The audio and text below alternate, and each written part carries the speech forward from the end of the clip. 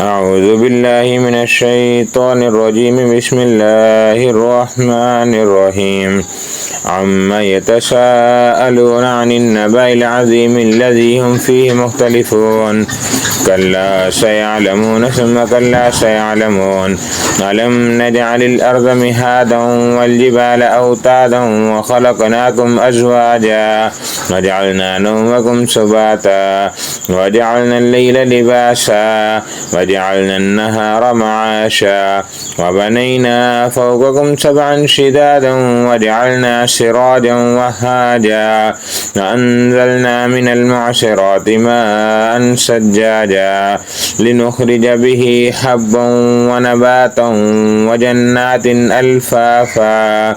إن يوم الفصل كان ميقاتا يوم ينفخ في الصور فتأتون أفواجا وفتحت السماء فكانت أبوابا وسيرت الجبال فكانت سرابا.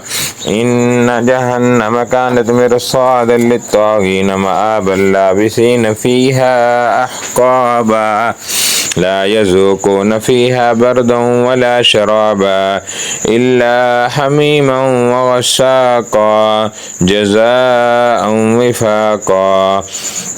إنهم كانوا لا يرجون حسابا وكذبوا بآياتنا كذابا وكل شيء أحصيناه كتابا فذوقوا فلن نزيدكم إلا عذابا.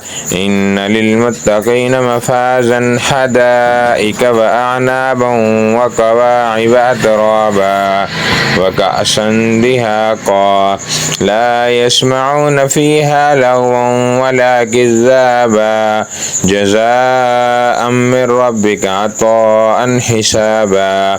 رب السماوات والأرض وما بينهما الرحمن لا يملكون منه خطابا. يوم يقوم الروح والملائكة صفا لا يتكلمون إلا من أذن له الرحمن وقال صوابا.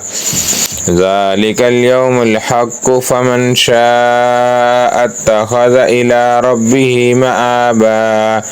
إنا أنذرناكم عذابا قريبا يوم ينظر المرء ما قدمت يداه ويقول الكافر يا ليتني كنت ترابا.